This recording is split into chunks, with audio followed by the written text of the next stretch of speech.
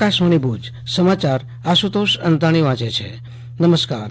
પ્રધાનમંત્રી નરેન્દ્ર મોદી આજે અયોધ્યાની મુલાકાત લઈને પુનઃ વિકસિત અયોધ્યાધામ રેલવે સ્ટેશનનું લોકાર્પણ કરશે તેમજ રાજ્યમાં 15,700 કરોડ રૂપિયાના વિકાસ કામોનું લોકાર્પણ અને ખાતમુહૂર્ત કરશે, જેમાં અયોધ્યા અને તેના આસપાસના પરિસરમાં 11,100 કરોડ રૂપિયાના વિકાસ કામોનું તેમજ ઉત્તર પ્રદેશમાં 4,600 કરોડ રૂપિયાથી વધુ ખર્ચના વિકાસ કામોનું લોકાર્પણ અને ખાતમુહૂર્તનો સમાવેશ થાય છે. પ્રધાનમંત્રી આજે સવારે નવી અમૃત ભારત ટ્રેનો અને વંદે ભારત ટ્રેનોને લીલી ઝંડી આપી પ્રસ્થાન કરાવશે.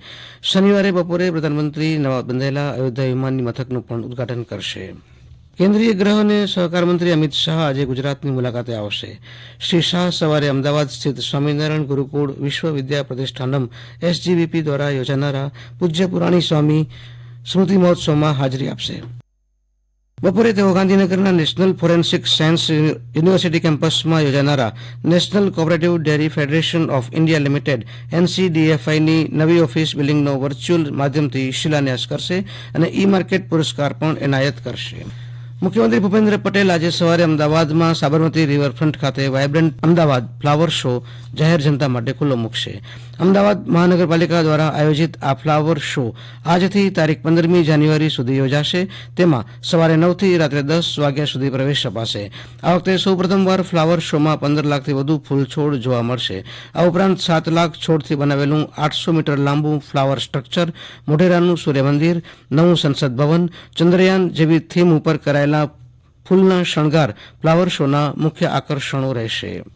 The institute of chartered accountants of ઇન્ડિયાના વિદ્યાર્થી કૌશલ્ય સંવર્ધન બોર્ડ દ્વારા ચાર્ટર્ડ એકાઉન્ટન્ટ વિદ્યાર્થીઓની આંતરરાષ્ટ્રીય પરિષદનો રાજ્યપાલ આચાર્ય દેવવ્રતે ગઈકાલે અમદાવાદમાં શુભારંભ કરાવ્યો.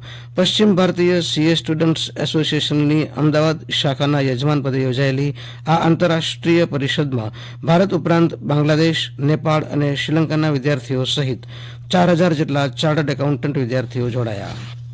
કેન્દ્રીય માહિતી અને પ્રસારણ રાજ્યમંત્રી L. મુરુગને ગઈકાલે અમદાવાદ ખાતેના આકાશવાણી કેન્દ્રની મુલાકાત લીધી અને અમદાવાદ આકાશવાણી અને દૂરદર્શન કેન્દ્રના સમાચાર અને કાર્યક્રમ વિભાગોની કામગીરીની સમીક્ષા કરી.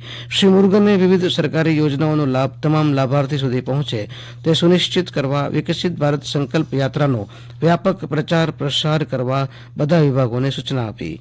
રાજ્યની એક દિવસની મુલાકાતે આવેલા L. મુરુગને મુખ્યમંત્રી ભૂપેન્દ્ર પટેલ સાથે બેઠક કરી અને છેવાડાના માનવી સુધી રાજ્ય અને કેન્દ્રની વિવિધ યોજનાઓ અંગે જાગૃતિ ફેલાવવામાં સરકારના પ્રચાર માધ્યમોની સુચારુ ભૂમિકા અંગે વિચાર વિમર્શ કર્યો. વિકસિત ભારત સંકલ્પ યાત્રા કાર્યક્રમ અંતર્ગત કચ્છના લખપત તાલુકાના જુણાઈયા ગામે સંકલ્પ યાત્રાનું ગ્રામજનોએ ઉમળકાભેર સ્વાગત કર્યું હતું. કચ્છ જિલ્લા પ્રાથમિક શિક્ષણ અધિકારી તરીકે ભૂપેન્દ્રસિંહ વાઘેલાની અને કચ્છના કમલેશ મોતાની મોરબી ખાતે જિલ્લા શિક્ષણ અધિકારી તરીકે નિમણૂક કરવામાં આવી છે. કેન્દ્ર સરકારે સુકન્યા સમૃદ્ધિ યોજનામાં રોકાણ કરનારાઓને અપાતા વ્યાજના દરમાં ₹100.20 વધારો કર્યો છે.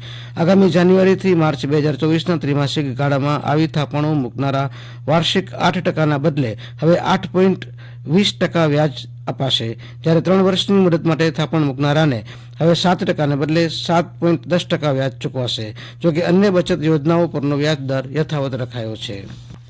દેશની સરકારી કેન્સર હોસ્પિટલમાં સાયબર નાઇફ જેવા રોબોટિક મશીનની મદદથી રેડિયોથેરેપીની સારવાર શરૂ કરનારું ગુજરાત એકમાત્ર સૌપ્રથમ રાજ્ય બન્યું છે. ગુણવત્તાયુક્ત માળખાકીય સુવિધાઓ, સઘન સારવાર અને ટેકનોલોજીના ઉપયોગથી સર્વગ્રાહી આરોગ્ય સેવાઓમાં ગુજરાત રાજ્ય અગ્રેસર બની રહ્યું છે. ત્યારે અંધત્વ નિવારણ કાર્યક્રમમાં 8 લાખથી વધુ મોતિયાના સફળ ઓપરેશન સાથે દેશમાં ગુજરાત પ્રથમ સ્થાને રહ્યું છે. તો રાજ્યમાં 1,95,00,000થી વધુ લાભાર્થીઓને આયુષ્યમાન કાર્ડ અપાયા છે. 272 જેટલા ડાયાલિસિસ સેન્ટરમાં દર મહિને અંદાજિત 1 લાખથી વધુ ડાયાલિસિસના દર્દીઓ સારવાર લઈ રહ્યા છે. અને આ સાથે આ સમાચાર બુલેટિન પૂરું થયું. નમસ્કાર.